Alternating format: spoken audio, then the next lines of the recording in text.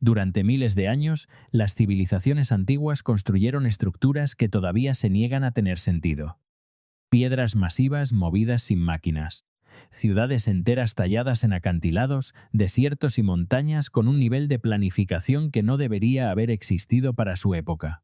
Algunos muros antiguos fueron construidos con tanta precisión que incluso las herramientas modernas tienen dificultades para replicarlos. Otros sobrevivieron terremotos, inundaciones, guerras y siglos de erosión mientras las estructuras más nuevas colapsaban a su alrededor. En este vídeo viajamos por las ruinas del mundo antiguo para descubrir misterios que sobrevivieron a imperios, desastres y al tiempo mismo. Fortalezas olvidadas ocultas en desiertos, monumentos imposibles que se alzan en montañas remotas y ciudades perdidas enterradas bajo la jungla y la arena. Estos lugares no debían perdurar, y sin embargo, de alguna manera permanecen. Si crees que la civilización moderna representa la cima del logro humano, el mundo antiguo puede obligarte a reconsiderar todo lo que sabes sobre la historia. Porque cuanto más profundo exploramos estas ruinas, más clara se vuelve una cosa.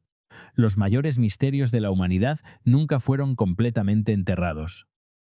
Las tumbas de los gigantes, las casas de los ancestros de Cerdeña.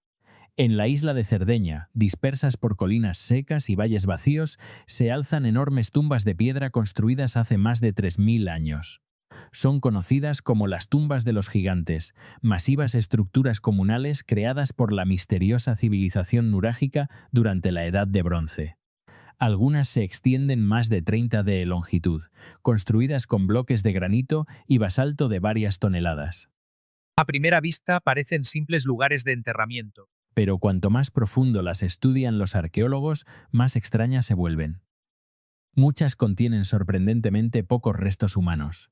Algunas están alineadas hacia el sol naciente. Otras fueron reconstruidas y reutilizadas durante siglos, mucho después de que los muertos originales fueran olvidados. Aún más inquietante es la enorme fachada curvada en la entrada, diseñada menos como una tumba y más como un lugar de reunión ceremonial. Eso plantea una posibilidad perturbadora. ¿Y si estas estructuras nunca fueron concebidas únicamente para los muertos? Se cree que más de 800 tumbas de los gigantes existen en toda Cerdeña, especialmente en las regiones norte y central de la isla. Fueron construidas por la civilización nurágica, una cultura que surgió alrededor del 1800 AC y se hizo famosa por construir las gigantescas torres de piedra Yanurage. A diferencia de Egipto o Grecia, los nurágicos no dejaron casi ningún registro escrito legible. Todo lo que se conoce de ellos proviene únicamente de la arqueología, convirtiendo a Cerdeña en uno de los paisajes antiguos más misteriosos de Europa. Las primeras grandes excavaciones durante el siglo XIX descubrieron cerámica, objetos de bronce, fragmentos de esqueletos y evidencias de rituales de enterramiento colectivo. Pero los arqueólogos notaron de inmediato algo extraño: varias tumbas lo suficientemente grandes como para albergar cientos de cuerpos contenían solo restos humanos limitados. En muchos casos los huesos estaban fragmentados y mezclados, lo que sugiere que las cámaras habían sido reabiertas repetidamente a lo largo de las generaciones.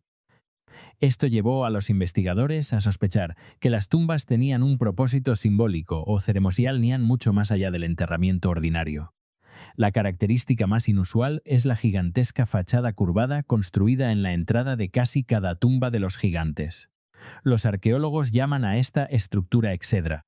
Dos enormes brazos de piedra se curvan hacia afuera desde una entrada central, creando un amplio patio abierto. Algunas exedras se extienden casi 20 metros de ancho, lo suficientemente grande como para albergar reuniones enteras de personas.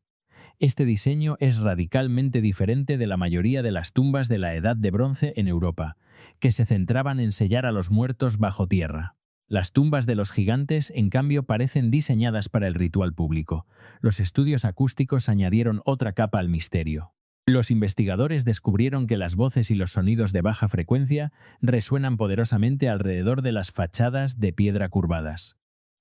En algunas tumbas, el canto cerca de la entrada crea ecos inusuales similares a las cámaras rituales encontradas en yacimientos como Newgrange en Irlanda o el Hipogeo de Malta. Esto ha llevado a teorías de que ceremonias que involucraban sonido, canto o culto a los ancestros tenían lugar regularmente en estos monumentos. Otro misterio involucra la alineación astronómica. Muchas tumbas de los gigantes miran hacia el sureste, hacia el sol naciente, especialmente durante periodos estacionales importantes. Las alineaciones no son tan matemáticamente precisas como Stonehenge, pero parecen demasiado consistentes para ser accidentales. Algunos arqueólogos creen que la luz del sol simbolizaba el renacimiento, o conectabas los muertos con los ciclos agrícolas críticos para la supervivencia. Otros piensan que la orientación tenía un significado ritual vinculado a las ceremonias estacionales celebradas en las entradas de las tumbas. La propia ingeniería sigue siendo notable. Algunas piedras de entrada pesan más de 10 toneladas y se alzan más de 4 metros de altura. Estos bloques fueron transportados a través del accidentado terreno sardo, sin maquinaria avanzada ni grandes sistemas de transporte con ruedas. En yacimientos como Kodubechu y Lilolgi, las estelas centrales fueron moldeadas en formas curvadas y suaves que requerían una impresionante habilidad de trabajo en piedra para una sociedad de la Edad de Bronce. Incluso después de más de 3000 años, muchas estructuras permanecen en pie a pesar de los terremotos, la erosión y las duras condiciones climáticas estacionales. Comparadas con otros sistemas de enterramiento de la misma era, las tumbas de los gigantes parecen extrañamente públicas. Las tumbas egipcias estaban selladas y ocultas. Las tumbas de Tolos micénicas en Grecia enterraban a las élites bajo montículos de tierra. La mayoría de los dólmenes europeos enfatizaban las cámaras de enterramiento cerradas. Las tumbas de los gigantes de Cerdeña, en cambio, permanecían abiertas y comunales, casi invitando a los vivos a reunirse alrededor de ellas. Algunos investigadores ahora creen que funcionaban como casas de los ancestros, lugares donde las comunidades reforzaban la identidad social y la conexión espiritual con las generaciones anteriores. Las excavaciones del siglo XX descubrieron más evidencias de actividad ritual. Capas de ceniza y carbón mostraron que los fuegos ardían repetidamente cerca de las entradas durante largos periodos de tiempo. Figurillas de bronce y ofrendas fueron depositadas siglos después de los enterramientos originales. Huesos de animales descubiertos cerca de varias tumbas sugieren que los festines rituales pueden haber ocurrido en las inmediaciones. Prácticas similares de culto a los ancestros existían en otras culturas antiguas, pero la escala de la red de tumbas de Cerdeña sugiere algo mucho más grande y organizado. La relación entre las tumbas de los gigantes y los cercanos nuraghe es otro gran misterio. En muchas áreas, las tumbas se alzan a distancia visible de las gigantescas torres de piedra. Los arqueólogos todavía debaten si los nuraghe eran fortalezas, templos, residencias de élite o estructuras astronómicas. Algunos investigadores creen que las torres y las tumbas formaban parte de un paisaje sagrado conectado, combinando el poder político, la actividad ritual y el culto a los ancestros en un único sistema extendido por toda la isla.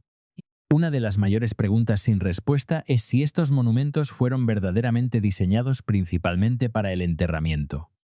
Algunas cámaras parecen demasiado pequeñas para las comunidades que las rodeaban, mientras que otras contienen restos esqueléticos sorprendentemente limitados. Esto ha producido teorías de que las tumbas servían más como centros simbólicos que como cementerios prácticos. En lugar de almacenar cada cuerpo, pueden haber conservado restos seleccionados que representaban clanes o linajes enteros. Prácticas similares aparecieron en partes del Neolítico europeo, donde las tumbas colectivas se centraban más en la ascendencia y el ritual que en el enterramiento individual. El nombre tumbas de los gigantes proviene de leyendas sardas locales registradas mucho antes de la arqueología moderna. Los aldeanos creían que seres gigantes vivieron en su día en la isla y fueron enterrados bajo las enormes piedras. Aunque míticas, las historias revelan algo importante. Incluso siglos después, las poblaciones locales todavía veían estas estructuras como antinaturales y más allá de la construcción humana ordinaria. El Códice Grolier, el libro maya que nadie quería creer. Un libro maya apareció a través de una operación de contrabando en la jungla en el siglo XX, y casi todos los expertos que lo examinaron creyeron que era falso.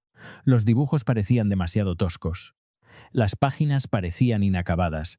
Su origen sonaba más a una historia criminal que a arqueología, pero décadas después, las pruebas científicas revelaron algo casi imposible. El manuscrito era auténtico, más antiguo que cualquier otro libro superviviente en las Américas, y lleno de detalles que un falsificador moderno no debería haber conocido. Hoy se le conoce como el Códice Grolier, uno de los artefactos más controvertidos e inquietantes jamás descubiertos del mundo antiguo. Se cree que el códice proviene de las tierras mayas cerca de Chiapas, México, una zona en su día conectada a poderosas ciudades mayas rodeadas de densa jungla y sistemas de cuevas. A diferencia de los famosos descubrimientos arqueológicos descubiertos a través de excavaciones oficiales, el Códice Grolier emergió a través de saqueadores. En 1971, el coleccionista mexicano Josué Sáenz afirmó que los contrabandistas lo llevaron en avión a una pista de aterrizaje remota en la jungla donde se exhibían artefactos robados de una cueva para su venta. Entre máscaras de jade y objetos ceremoniales había un manuscrito de papel de corteza doblado pintado con extrañas figuras mayas. La historia sonó inmediatamente sospechosa. Los arqueólogos dependen en gran medida del contexto de la excavación para verificar la autenticidad, y los artefactos que aparecen a través del tráfico ilegal son a menudo imposibles de confiar. Cuando el códice fue exhibido posteriormente en el Club Grolier de Nueva York, los académicos le dieron el nombre de Códice Grolier, pero muchos lo consideraron en privado una falsificación obvia. La reacción era comprensible. En ese momento, solo 3 códices mayas eran ampliamente aceptados como auténticos: el Códice de Dresde, el Códice de Madrid y el Códice de París. Esos manuscritos eran visualmente densos y matemáticamente sofisticados, repletos de complejos glifos y cálculos astronómicos. El Códice Grolier parecía completamente diferente. Sus pinturas eran más simples. Algunas páginas parecían inacabadas. El estilo artístico carecía de la elegancia vista en el Códice de Dresde, que muchos historiadores consideran uno de los mayores documentos científicos del mundo precolombino. Comparado con ese nivel de refinamiento, el Códice Grolier parecía tosco y casi primitivo. Durante décadas, los principales estudiosos mayas lo rechazaron abiertamente. Algunos creían que fue creado por un hábil falsificador del siglo XX que intentaba imitar el arte maya antiguo para el mercado negro. Otros argumentaban que el códice tomaba prestado demasiado de la iconografía maya conocida mientras carecía de la complejidad esperada de los manuscritos auténticos. Debates académicos enteros se formaron alrededor del artefacto. El códice quedó atrapado en una extraña posición. Era lo suficientemente famoso como para atraer atención, pero demasiado controvertido para ganar una aceptación universal. Pero cuanto más profundo lo examinaban los investigadores, más peligrosa se volvía la teoría de la falsificación. Uno de los primeros problemas importantes apareció en la iconografía. Varios deidades y detalles simbólicos dentro del códice coincidían con descubrimientos que los académicos solo comprendieron correctamente años después. Ciertas figuras se parecían a formas de dioses mayas que todavía no habían sido completamente documentadas en la década de 1960, cuando el códice surgió por primera vez. Algunos detalles se conectaron con hallazgos arqueológicos posteriores y avances en la epigrafía maya. Esto creó un escenario casi imposible. Si el códice era falso, el falsificador había dicho de alguna manera descubrimientos que todavía no habían ocurrido. El mismo misterio rodeó el contenido astronómico del manuscrito. El códice se centra en gran medida en Venus, uno de los cuerpos celestes más importantes de la civilización maya. Para los mayas, Venus no era simplemente un planeta. Representaba la guerra, el poder político, el momento ritual y la destrucción. Campañas militares enteras podían estar vinculadas a su movimiento por el cielo. El códice rastrea los ciclos de Venus con una precisión llamativa, utilizando cálculos similares a los encontrados en el Códice de Dresde. Esa comparación es importante porque el Códice de Dresde contiene algunas de las tablas astronómicas más avanzadas jamás producidas en las Américas precolombinas. Los astrónomos mayas rastrearon Venus con una exactitud que sorprendió a los investigadores posteriores. Sin telescopios ni instrumentos modernos, calcularon los ciclos planetarios a través de generaciones de observación a simple vista. Alrededor de los siglos XI y XII, cuando gran parte de Europa permanecía centrada principalmente en manuscritos teológicos y textos religiosos, los mayas producían sistemas astronómicos predictivos capaces de rastrear el movimiento celeste durante largos periodos de tiempo. El Códice Grolier sugería que este conocimiento no estaba aislado a un único manuscrito o una sola ciudad. Insinuaba una tradición intelectual mucho más amplia, ahora casi completamente destruida. A medida que mejoraron los análisis científicos, los argumentos contra el códice comenzaron a colapsar. La datación por radiocarbono situó el material de papel de corteza entre los siglos XI y XII. Las pruebas de pigmentos también produjeron resultados perturbadores para los defensores de la teoría de la falsificación. Los investigadores examinaron trazas de azul maya, uno de los pigmentos más famosos jamás desarrollados en las Américas antiguas. El azul maya es inusualmente resistente a la humedad, la descomposición química y las condiciones climáticas tropicales. Incluso los científicos modernos lucharon durante años para comprender completamente cómo lo fabricaban los mayas. El pigmento sobrevive siglos en entornos de jungla donde muchas pinturas modernas se deteriorarían rápidamente. Los científicos no encontraron evidencias convincentes de que los pigmentos del códice fueran reproducciones modernas. Los materiales se comportaban como compuestos antiguos auténticos. Para principios del siglo XXI, la teoría de la falsificación se iba volviendo cada vez más difícil de defender. Luego llegó la reversión final.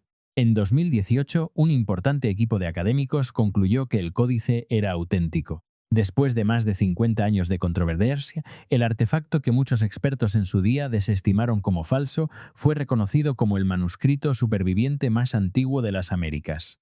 El giro fue extraordinario. El manuscrito, rechazado por parecer demasiado extraño, resultó ser más antiguo que cualquier otro códice maya superviviente. Pero incluso entonces el misterio no había terminado. Originalmente, el códice puede haber contenido alrededor de 20 páginas. Hoy solo sobrevive aproximadamente la mitad. Las páginas supervivientes muestran deidades armadas, cautivos, imágenes rituales y símbolos calendáricos. Pero el manuscrito se siente incompleto, casi como si las secciones más importantes hubieran desaparecido hace mucho tiempo. Algunos investigadores creen que las páginas que faltan pueden haber contenido ciclos astronómicos adicionales vinculados a las observaciones de Venus. Otros sospechan que registraban calendarios rituales vinculados a la guerra o el sacrificio. Dado que tanto del manuscrito se ha perdido, los historiadores todavía no pueden reconstruir completamente su propósito original. Esa pérdida se vuelve aún más inquietante cuando se compara con la destrucción del conocimiento maya tras la conquista española. Durante el siglo XVI, los misioneros quemaron sistemáticamente enormes cantidades de códices mayas porque los consideraban paganos y peligrosos. El obispo Diego de Landa supervisó famosamente la destrucción masiva de libros mayas en Yucatán. Más tarde admitió que los mayas reaccionaron con profunda angustia cuando sus manuscritos fueron arrojados a las llamas. La escala de esa destrucción intelectual es casi imposible de medir. De lo que en su día pueden haber sido miles de libros mayas, hoy solo se conocen 4 códices supervivientes. Comparados con civilizaciones como Roma, China o Egipto, donde al menos fragmentos de grandes archivos escritos sobrevivieron, los mayas perdieron casi todo su mundo literario. Las matemáticas, la astronomía, la historia, los registros políticos, los sistemas religiosos y las observaciones científicas desaparecieron antes de que la arqueología moderna existiera siquiera. Por eso el Códice Grolier todavía se siente inquietante hoy. No es simplemente un manuscrito antiguo. Es evidencia de una civilización intelectual desaparecida que los historiadores modernos apenas comprenden. Chitradurga. La fortaleza que se convirtió en montaña. Una fortaleza construida con tanta inteligencia que los ejércitos invasores a menudo no podían siquiera distinguir dónde estaban las murallas. La fortaleza de Chitradurga no fue diseñada como una ciudadela normal. Sus constructores transformaron toda una montaña de granito en un laberinto militar donde los acantilados se convirtieron en barreras, los enormes cantos rodados se convirtieron en atalayas y los estrechos corredores de piedras se convirtieron en trampas mortales. Incluso hoy en día, los historiadores la consideran uno de los ejemplos más inusuales de ingeniería de guerra basada en el terreno del mundo antiguo. Ubicada en el sur de la India, en el estado de Karnataka, Chitradurga se extiende por múltiples colinas rocosas formadas por algunas de las formaciones de granito más antiguas de la Tierra. La fortaleza se desarrolló gradualmente entre los siglos X y XV bajo varias dinastías, especialmente los nayacas de Chitradurga. A diferencia de los castillos simétricos de Europa o los masivos fuertes rectangulares construidos en llanuras abiertas, Chitradurga sigue la forma natural de la propia montaña. Sus 7 muros defensivos concéntricos se extienden más de 35 kilómetros, serpenteando directamente entre colosales formaciones de piedra. Cuando los primeros topógrafos británicos documentaron la fortaleza en el siglo XV, quedaron sorprendidos por la eficacia con que la estructura se mezclaba con el paisaje. En muchas áreas, los muros son casi indistinguibles del granito circundante. En lugar de eliminar los obstáculos, los constructores incorporaron directamente los gigantescos cantos rodados en el sistema defensivo. Algunas barreras rocosas naturales se elevan más de 20 metros de altura, eliminando por completo la necesidad de muros de fortificación convencionales. Este es el mayor misterio de la fortaleza. Chitradurga fue diseñada para transformar en arma el propio terreno.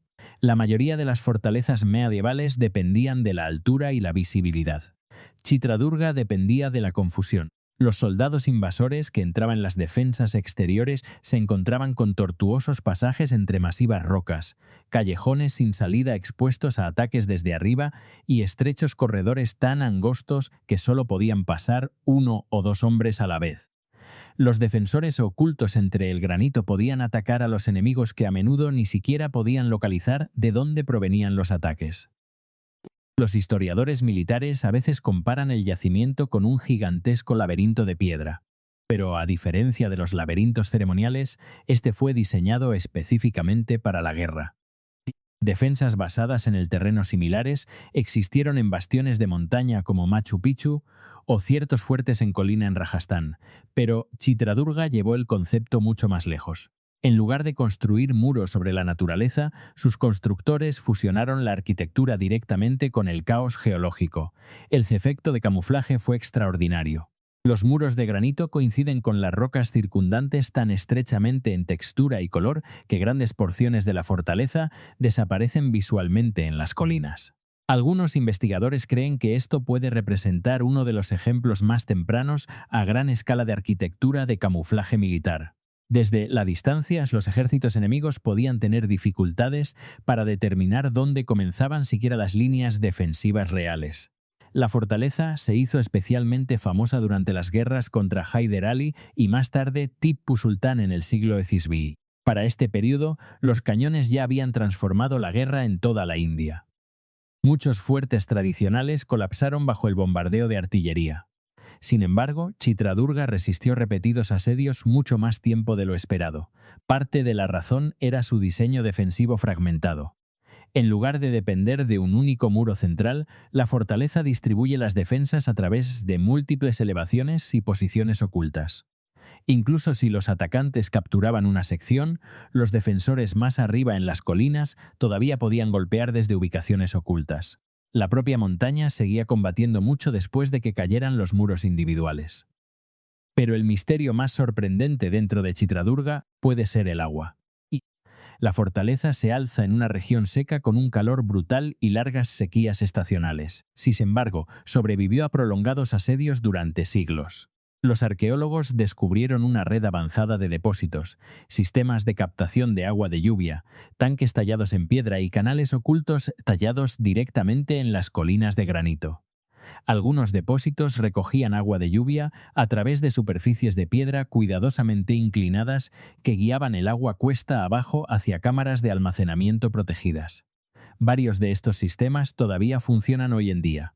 Los investigadores a menudo comparan la ingeniería hidráulica de Chitradurga con las antiguas civilizaciones del desierto como Petra, donde la supervivencia dependía enteramente del control del agua.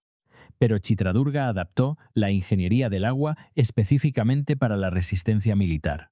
La fortaleza almacenaba suficiente agua para sobrevivir a largos bloqueos mientras permanecía oculta dentro del terreno rocoso. Otra característica extraña es el control de temperatura.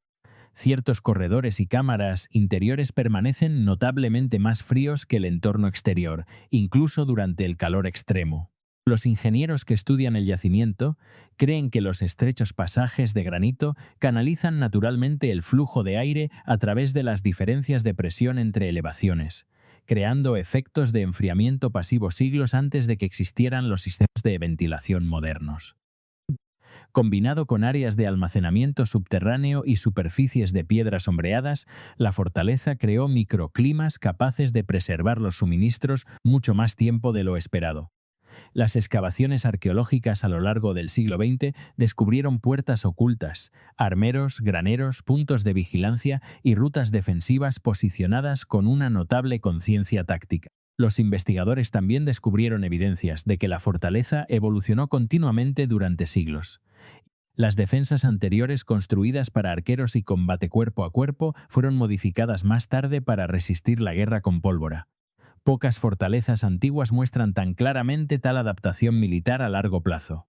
Una de las leyendas más famosas conectadas a Charadurga es la historia de Onake Obaba, una mujer que, según se dice, defendió un estrecho pasaje oculto durante uno de los ataques de Hyder Ali, matando a los soldados que se infiltraban con una mano de mortero de madera. Ya sea completamente histórica o en parte legendaria, la historia refleja perfectamente la propia fortaleza, espacios confinados que transforman incluso los objetos ordinarios en armas. Los modernos estudios de satélite continúan revelando cuán profundamente integrada está la fortaleza con la montaña. Algunas rutas ocultas siguen estando mal documentadas debido a la erosión y las secciones de piedra derrumbadas. A diferencia de los monumentos fuertemente restaurados, grandes partes de Chitradurga todavía se sienten crudas e inacabadas, haciendo que el yacimiento se parezca menos a una ciudad en ruinas y más a un masivo organismo militar fusionado directamente en el paisaje.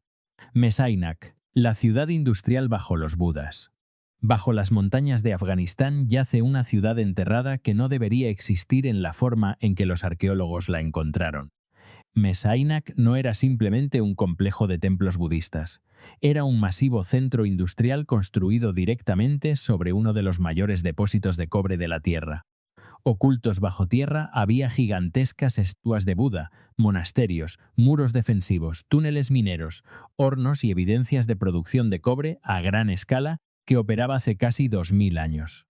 Cuanto más profundo iban las excavaciones, más extraño se volvía el yacimiento, porque Mes-Aynak parecía menos un asentamiento religioso normal y más una civilización industrial antigua, impulsada por la extracción de metal. Mesainak está ubicado a aproximadamente 40 kilómetros al sureste de Kabul, en la provincia de Logar, en Afganistán.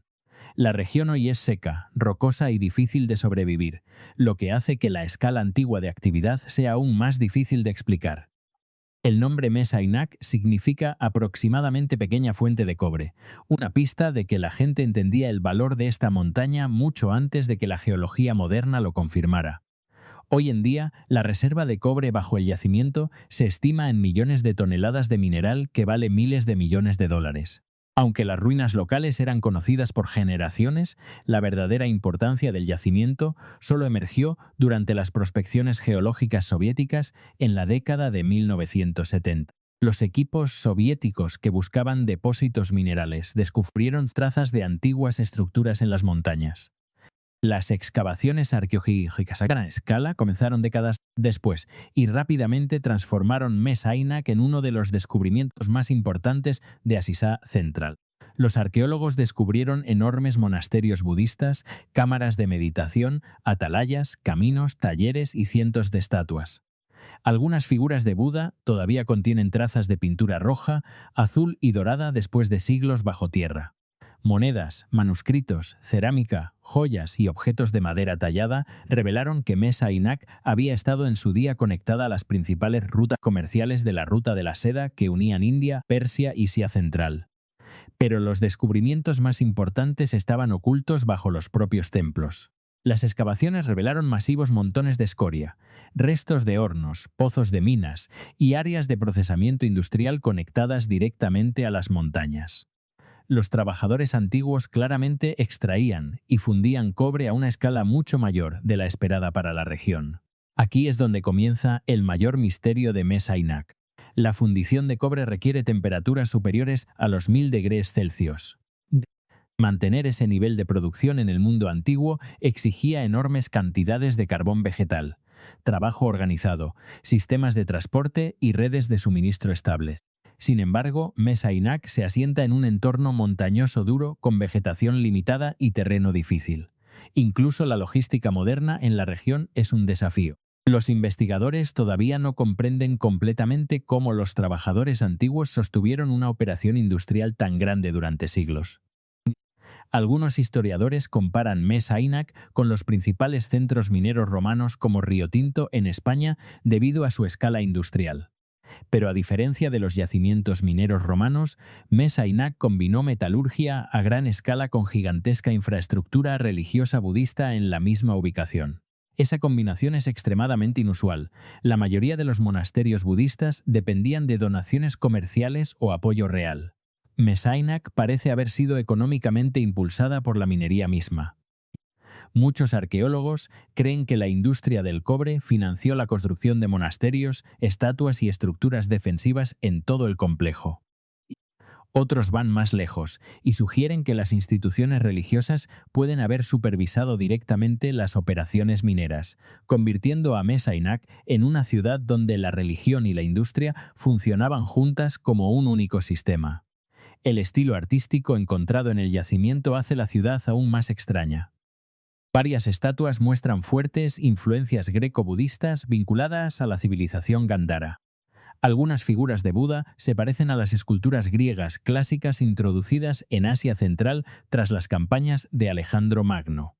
Los patrones decorativos persas, las imágenes religiosas indias y la arquitectura militar de Asia Central aparecen todas juntas en Mesa Aynak. Parecía menos un asentamiento afgano aislado y más una encrucijada de civilizaciones antiguas conectadas a través del comercio y la riqueza del metal. Esto sitúa a Mesa Aynak junto a famosos centros de la ruta de la seda como Bamiyan y Taquila. Pero a diferencia de esos yacimientos, Mesa Aynak parece haber sido construida sobre el poder industrial. La riqueza de la ciudad provenía de la propia montaña. Otro misterio es la escala que todavía permanece oculta bajo tierra. Los estudios geofísicos sugieren que grandes porciones de la ciudad permanecen enterradas bajo las montañas. Los arqueólogos creen que se del yacimiento. Los escaneos de radar indican edificios adicionales, túneles, zonas industriales y estructuras inexploradas todavía atrapadas bajo tierra. Algunos investigadores sospechan que Mesa Aynak puede haber sido mucho más grande de lo que sugieren los mapas actuales. Esa posibilidad se volvió más urgente después de que las empresas mineras modernas pusieron como objetivo la reserva de cobre bajo las ruinas. La extracción industrial a gran escala amenaza con destruir secciones importantes del yacimiento arqueológico antes de que puedan ser estudiadas adecuadamente. Los arqueólogos han advertido repetidamente que Mesa Aynak podría convertirse en uno de los mayores descubrimientos perdidos de la historia, borrado antes de que sus secretos sean completamente comprendidos. La ironía es casi imposible de ignorar. El cobre creó Mesa Aynak y el cobre puede destruirla. Lo que hace que el yacimiento sea tan inquietante es que cambia cómo se imagina el mundo antiguo. Mesa Aynak no era simplemente un monasterio remoto oculto en las montañas. Puede haber sido uno de los centros industriales y religiosos más avanzados de la Ruta de la Seda. Una ciudad donde gigantescas estatuas de Buda se alzaban sobre hornos que ardían día y noche, donde monjes, comerciantes, mineros y artesanos vivían juntos alrededor de uno de los mayores depósitos de cobre de Asia. Incluso hoy en día, los arqueólogos todavía no pueden explicar completamente cómo funcionó tal operación masiva en este paisaje, hasta qué punto llegaron sus redes comerciales ni cuánto de la ciudad todavía permanece bajo tierra. Y bajo las montañas de Afganistán, gran parte de Mesa Aynak todavía está enterrada, esperando desaparecer antes de que la historia tenga la oportunidad de descubrirla completamente. Narin Qalaa, la fortaleza de barro que desafió al desierto. En el borde del desierto iraní, donde las temperaturas de verano superan los 40 degrees Celsius y las tormentas de arena borran lentamente paisajes enteros, se alza una fortaleza que no debería existir todavía. Narin Qalaa parece frágil desde la distancia, casi como un enorme montículo de arcilla seca. Pero esta estructura ha sobrevivido durante siglos, posiblemente mucho más tiempo, en uno de los entornos más duros de Oriente Medio, y ese es el misterio. Porque a diferencia de las masivas fortalezas de piedra construidas por los romanos o los bizantinos, Narin Qal'a fue construida principalmente de adobe, tierra, arcilla, paja y agua. Materiales que deberían haber colapsado hace mucho tiempo bajo el calor, el viento y la erosión. Y sin embargo, partes de ella todavía están en pie hoy en día. Ubicada en Meibod, a lo largo de las antiguas rutas comerciales conectadas a la Ruta de la Seda, la fortaleza se eleva sobre la llanura desértica circundante, dando a los defensores visibilidad durante kilómetros en cada dirección.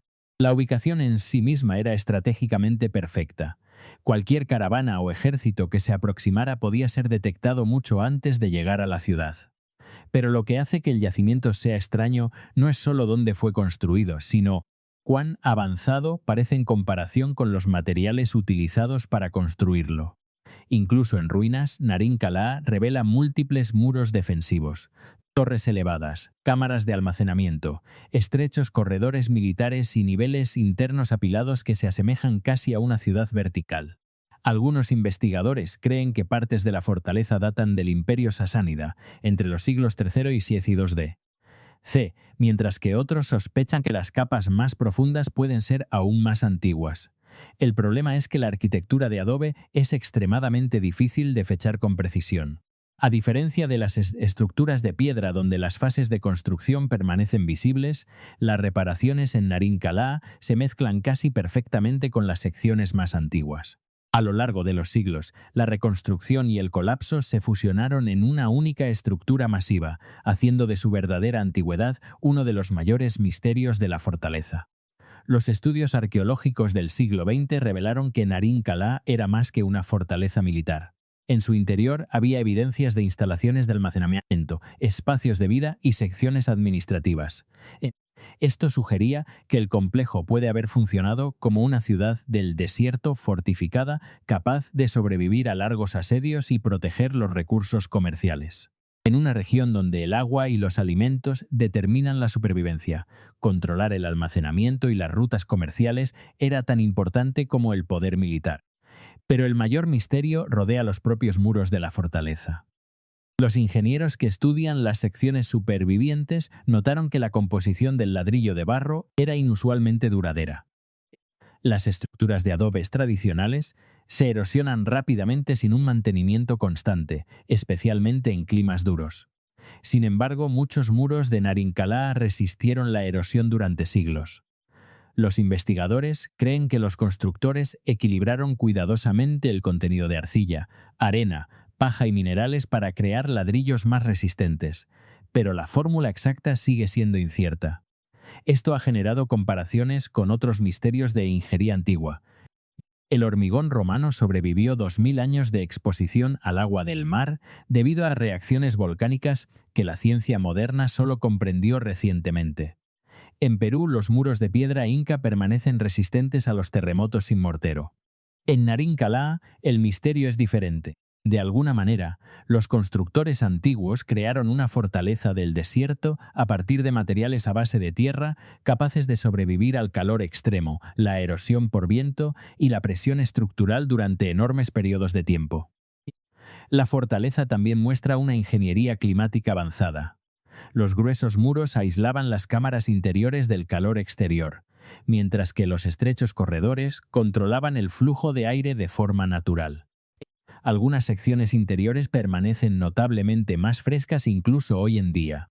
Sistemas de enfriamiento pasivo similares existían en otros asentamientos del desierto de todo el Oriente Medio. Pero Narin Qal'a parece representar un ejemplo inusualmente temprano y a gran escala de este conocimiento. Su diseño militar es igualmente impresionante. Muchas entradas fueron intencionalmente estrechas y anguladas para ralentizar a los atacantes. Las posiciones elevadas proporcionaban sapan superpuestas a través del desierto, mientras que las rutas internas creaban puntos de estrangulamiento defensivos. Los historiadores militares señalan que estas características se asemejan a sofisticadas fortalezas de piedra de la misma era, a pesar de estar construidas con materiales mucho más débiles. Las excavaciones también descubrieron evidencias de repetidas fases de reconstrucción. Marcas de quemado, capas derrumbadas y muros reparados sugieren que la fortaleza experimentó tanto conflictos como daños ambientales a lo largo de los siglos. Algunos arqueólogos creen que los terremotos pueden haber destruido parcialmente secciones del complejo, lo que hace que la supervivencia de la estructura restante sea aún más notable. Los edificios de adobe normalmente colapsan por completo durante los grandes eventos sísmicos, y sin embargo, grandes porciones de Narin Qalaa perduraron. La fortaleza a menudo se compara con el castillo de Bam y Shibam, dos famosos asentamientos de adobe conocidos por sobrevivir a las duras condiciones del desierto. Pero Narin Qalaa puede ser más antigua que ambos en algunas secciones, lo que sugiere que las técnicas avanzadas de ingeniería del desierto existieron antes de lo que muchos historiadores en su día creían. Otro misterio es cuánto de la fortaleza todavía permanece enterrado. Siglos de colapso crearon masivas capas de escombros compactados alrededor de la estructura.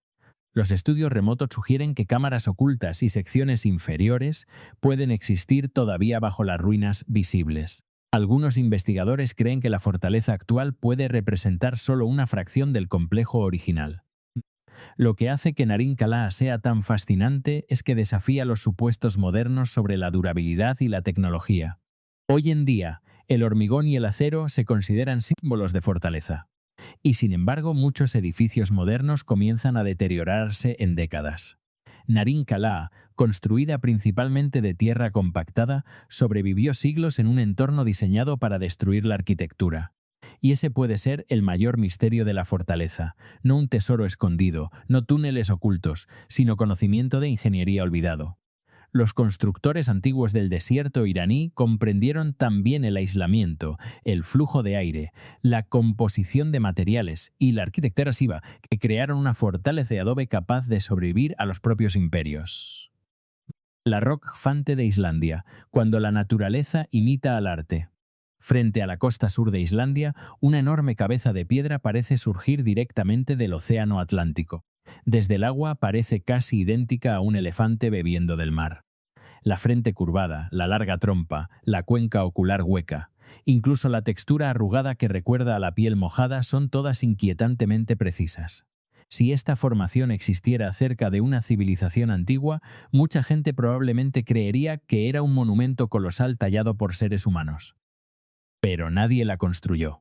Según la geología, el océano y la roca volcánica crearon toda la estructura de forma natural.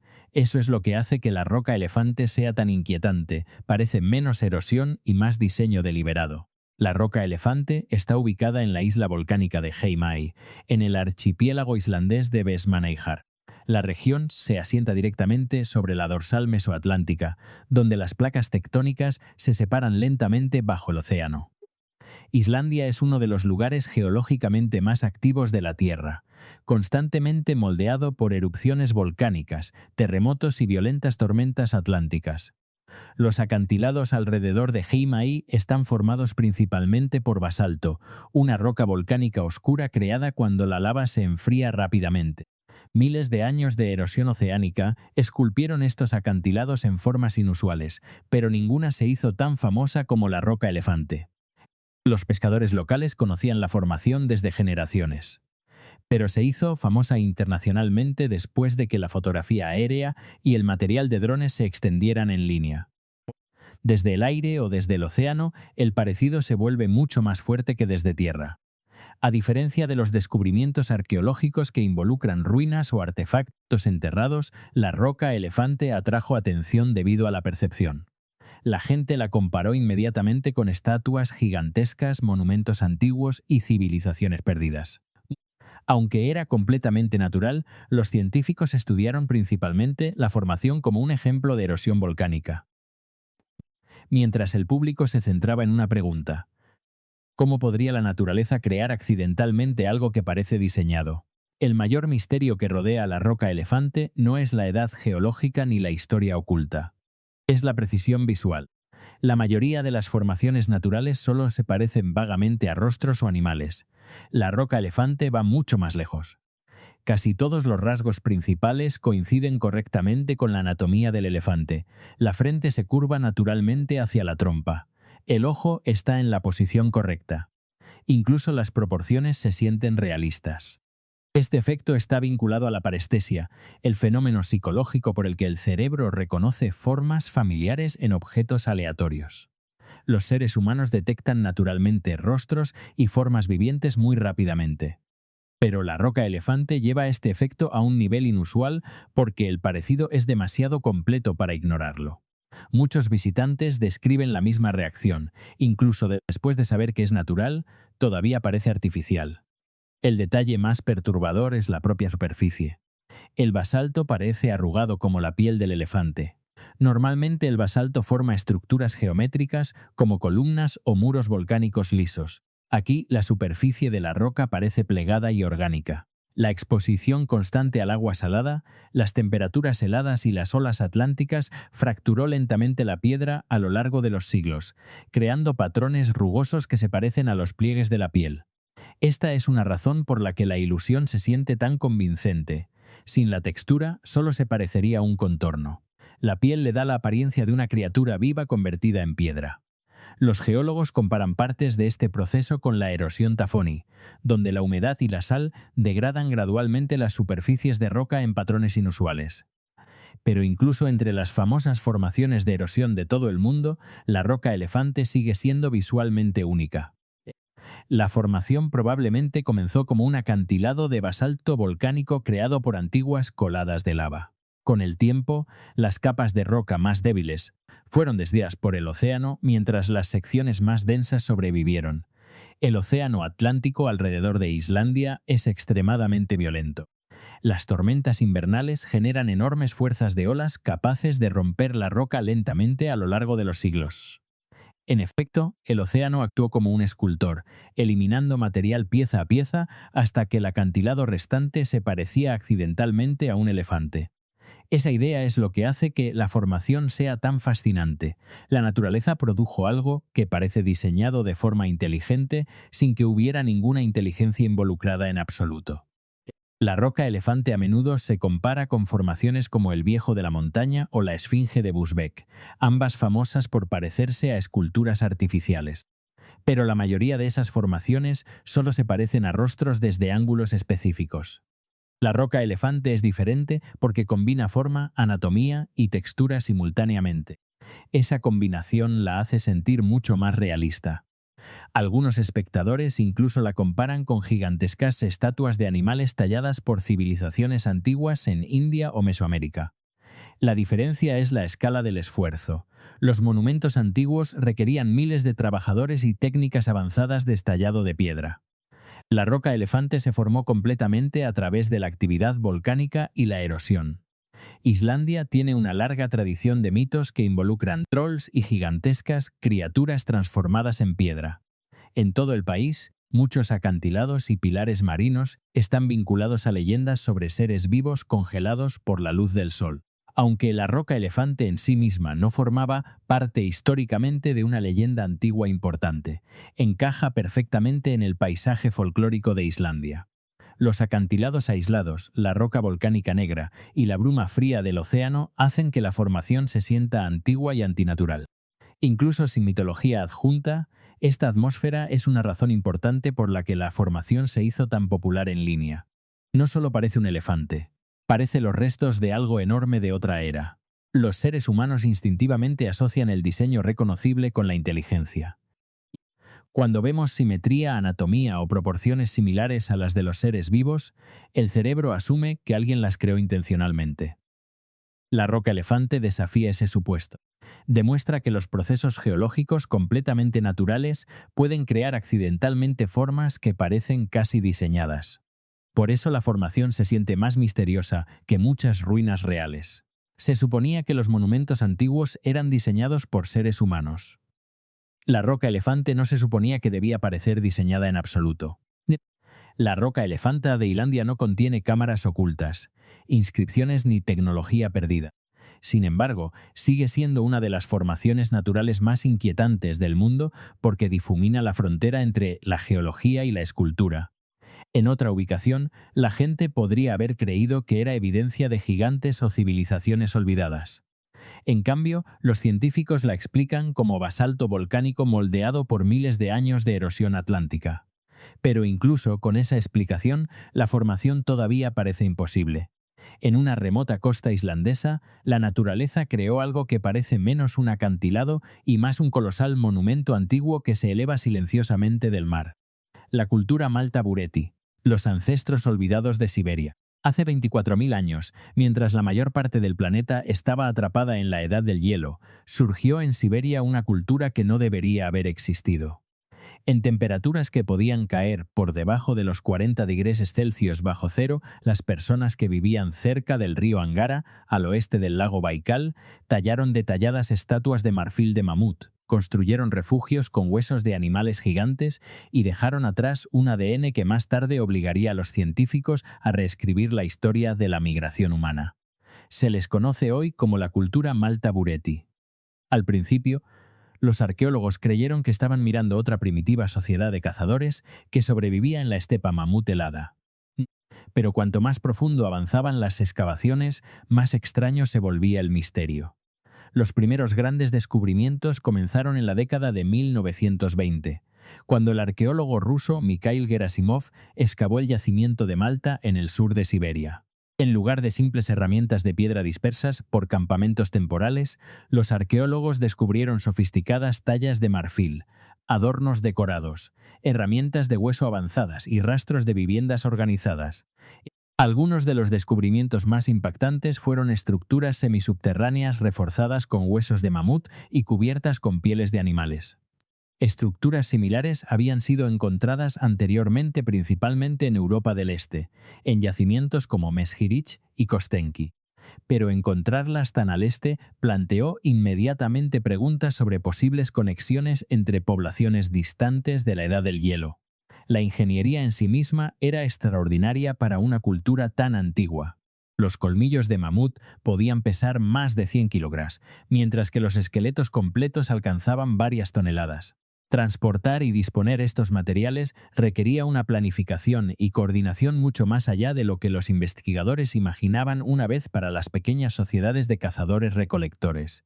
Más importante aún, estas estructuras estaban claramente diseñadas para la supervivencia invernal a largo plazo. Durante el último máximo glacial, Siberia era uno de los entornos habitados más duros de la Tierra. Sin refugios aislados capaces de bloquear el frío y el viento extremos, la supervivencia habría sido casi imposible. Malta mostró evidencias no solo de supervivencia, sino de adaptación a un nivel que parecía sorprendentemente avanzado para hace 24.000 años. Pero los refugios eran solo el comienzo.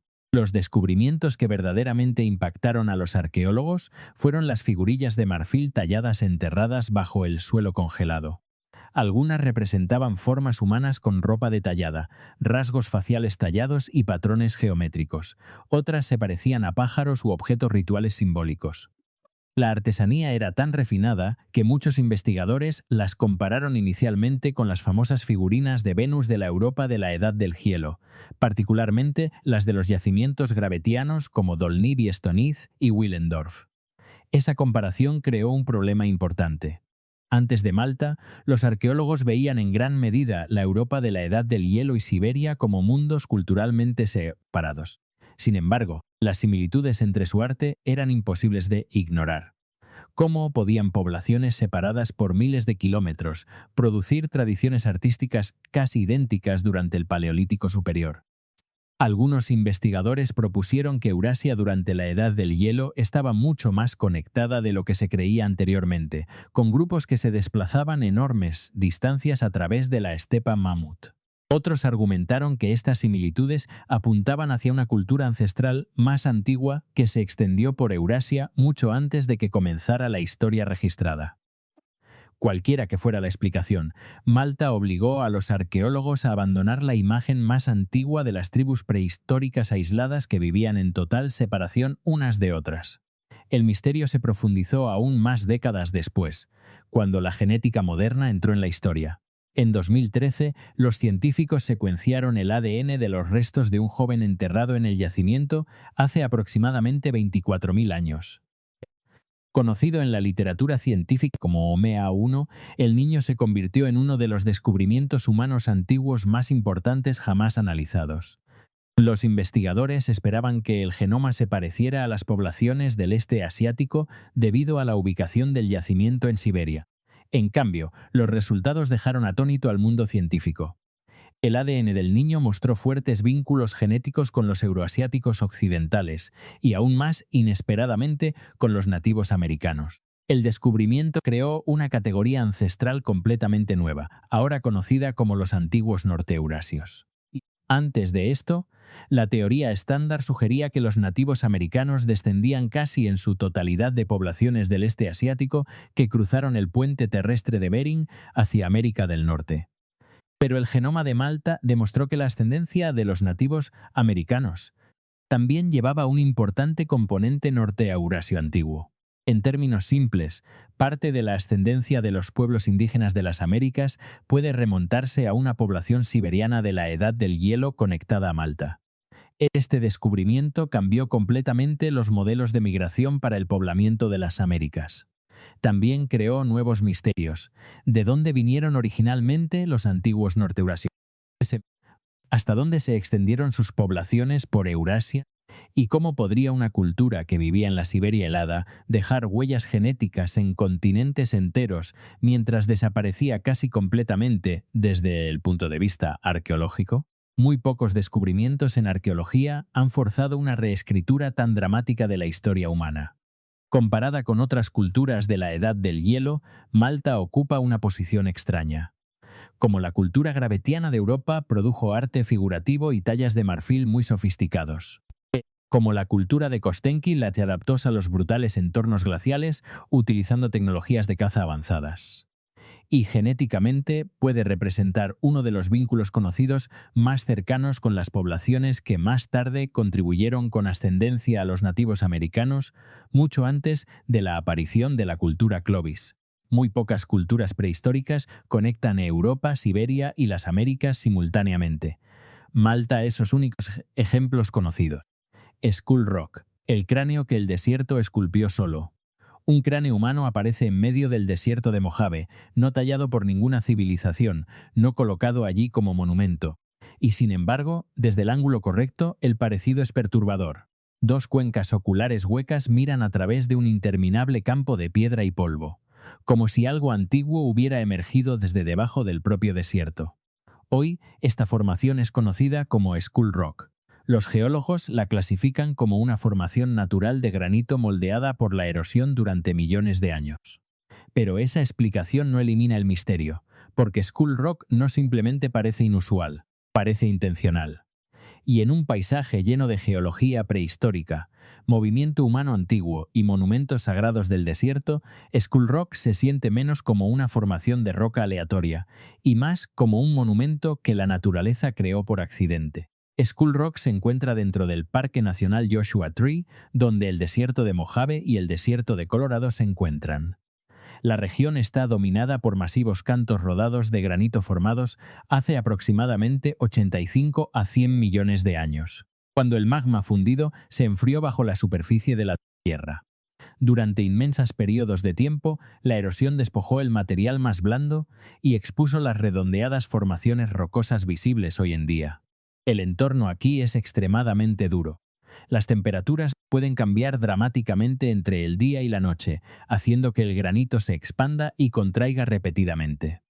Combinado con la erosión del viento y las lluvias escasas, el desierto remoldea lentamente la piedra año tras año.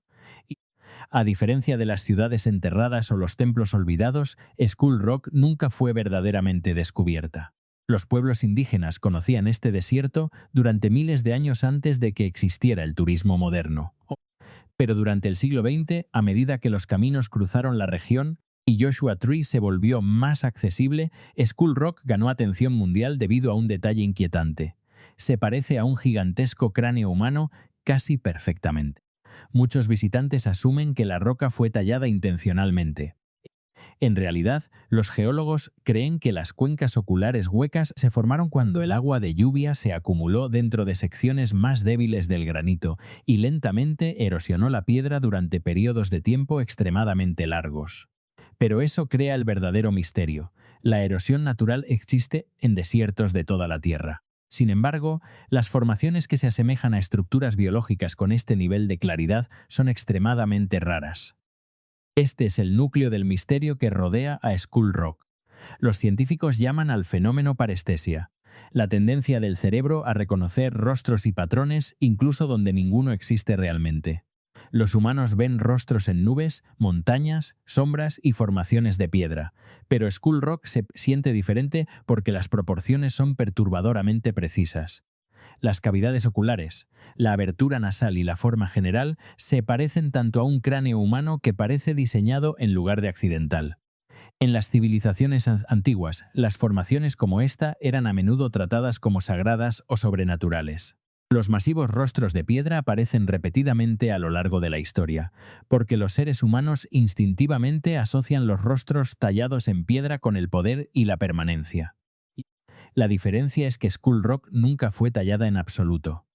Eso plantea una posibilidad inquietante. Hace miles de años, los viajeros antiguos que cruzaban este desierto pueden no haber visto Skull Rock como una geología aleatoria. Pueden haberla visto como un guardián, una advertencia o algo espiritual que vigilaba el paisaje.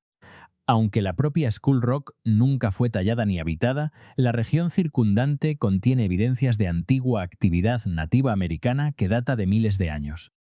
Los arqueólogos descubrieron herramientas de piedra, yacimientos de molienda, fragmentos de cerámica, campamentos estacionales y antiguas rutas de viaje conectadas a grupos como los Cahuilla y los Serrano.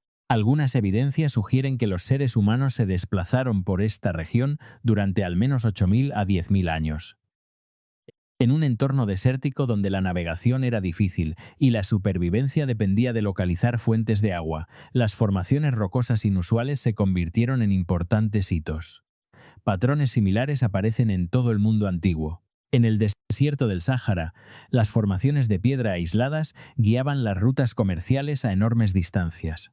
En Australia, los caminos aborígenes conectaban hitos geológicos reconocibles. En todo el suroeste americano, las estructuras rocosas distintivas a menudo se convirtieron en marcadores de navegación o ubicaciones ceremoniales. Debido a su apariencia inconfundible, Skull Rock puede haber servido el mismo propósito. El detalle más fascinante de Skull Rock es cuán selectiva parece ser la erosión. Las cavidades que forman los ojos penetran profundamente en el granito, mientras las secciones cercanas permanecen en su mayor parte intactas. Los geólogos creen que el agua entró en pequeñas fracturas dentro de la roca hace millones de años, debilitando ciertas secciones desde dentro. A medida que cambiaban las temperaturas, el granito debilitado se fracturaba más, mientras que el viento y la arena agrandaban gradualmente las aberturas. Pero condiciones geológicas similares existen en todo el desierto de Mojave. Sin embargo, muy pocas formaciones se parecen a un cráneo con tanta claridad. Eso es lo que hace que Skull Rock se sienta antinatural a pesar de ser completamente natural. La naturaleza no erosionó el canto rodado uniformemente. Esculpió secciones específicas mientras preservaba otras, creando accidentalmente proporciones que se asemejan a la anatomía humana. Formaciones comparables existen en otras partes del mundo, incluyendo el famoso Viejo de la Montaña en New Hampshire antes de que colapsara en 2003. Pero Skull Rock sigue siendo única por lo inmediato y reconocible que es el parecido. Otra razón por la que Skull Rock se siente tan misteriosa es su edad. El granito que forma este paisaje existió mucho antes que la civilización humana. Antes de las pirámides de Egipto, antes de Stonehenge, antes de que aparecieran las primeras ciudades en Mesopotamia, estas rocas ya existían bajo la corteza terrestre. Ecosistemas enteros desaparecieron mientras la piedra permanecía. Antiguos cambios climáticos transformaron la región repetidamente de entornos prehistóricos más húmedos al desierto que se ve hoy. De una manera extraña, Skull Rock se siente antigua porque verdaderamente lo es. No antigua como una ruina construida por seres humanos, sino antigua a una escala geológica tan vasta que la historia humana se vuelve insignificante a su lado. Los modernos estudios arqueológicos en todo el Parque Nacional Joshua Tree revelaron cientos de yacimientos culturales conectados a la supervivencia prehistórica en el desierto. Los investigadores descubrieron evidencias de que las poblaciones antiguas se adaptaron a este duro entorno de manera mucho más efectiva de lo que se creía anteriormente. Aunque la propia Skull Rock nunca fue excavada como un yacimiento arqueológico, los descubrimientos circundantes transformaron la comprensión de cómo los seres humanos se desplazaban por el desierto de Mojave hace miles de años. La región encaja en un patrón global más amplio. Los arqueólogos en su día creyeron que desiertos como el Mojave, el Sáhara y el Atacama eran demasiado hostiles para una actividad humana sostenida. Los descubrimientos posteriores demostraron lo contrario. Las poblaciones antiguas desarrollaron repetidamente sofisticadas estrategias de supervivencia en entornos que en su día se creía que eran casi imposibles de habitar. Hemos llegado al final de este video. Y ahora que ya conoces estos bizarros misterios que la ciencia todavía no puede descifrar completamente, desde las tumbas de los gigantes de Cerdeña hasta el códice Grolier que nadie quería creer, desde la fortaleza que se convirtió en montaña de Chitradurga hasta la ciudad industrial de Mesa-Inac, desde la fortaleza de barro que desafió al desierto hasta la roca elefante de Islandia, desde los ancestros olvidados de Sisi hasta el cráneo que el desierto esculpió solo. ¿Cuál de todos estos misterios te parece el más extraordinario e imposible de explicar? Déjanos tu respuesta en los comentarios. Gracias por vernos. Nos vemos en el próximo.